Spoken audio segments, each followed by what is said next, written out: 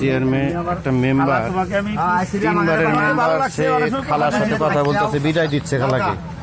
ঠিক আছে বাবা, তুমি করো না। তোমার ছেলে আসছে, এই ওয়ারিশগুলো আসছে, তোমাকে ভালোভাবেই করবে।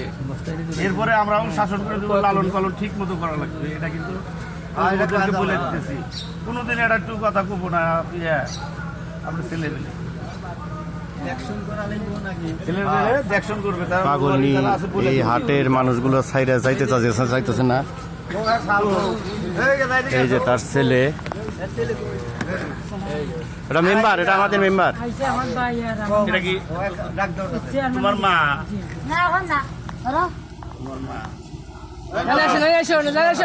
মানসিক ভারসাম্যহীন মনে হচ্ছে, মানসিক ভারসাম্যহীন এক বছরের মতো হয়েছে। তোমার মা এখানে আসছে, তুমি ওনাকে যেভাবে আইনের সহযোগিতা হলেও আমাদের সহযোগিতাও থাকবে। যদি আইনও কোনো সহযোগিতা লাগে আমরা সহযোগিতা করবো, তোমার মাকে নিয়ে যাও, আমরা সহযোগিতা করবো। না, অবশ্যই নিয়ে যাই। চেয়ারম্যানের সাথে আমরা আলাপ করছি, সে কইছে আপাতত এমনি যদি নিতে পারি না। আর এই যে কিছু বস্তা, আমাদের এই দেশের মানুষ জানে ওনা ভালো মানুষ, এ কোনো চুরি কিংবা খারাপ কোনো কাজ করে নাই।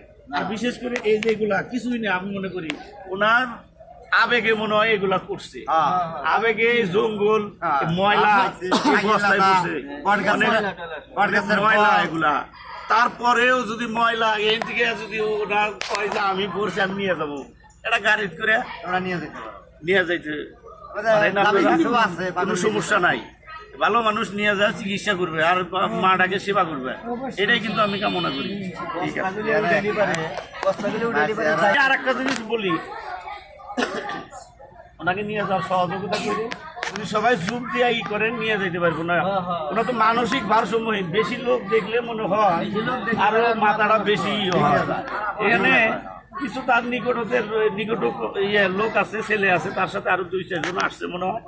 ওনাদের কিন্তু সুযোগ দিয়ে থাকা, আমরা ফাঁকে থেকে না ওনাদেরকে এরকম পরামর্শ কথাবার্তা বলার না ই করেন, তাতে একটু মনটা কিন্তু ওই মহিলাটার বলবে। এই হিসাবে কথা বলবে। আপনি একাই থাকেন মার সাথে? রাইট রাইট, সন্তানের সাথে থাকবেন। চেয়ারম্যান কোথায়? ওই দোকানে আছে। চেয়ারম্যান আসছে? জি আসছে, এটার সাথে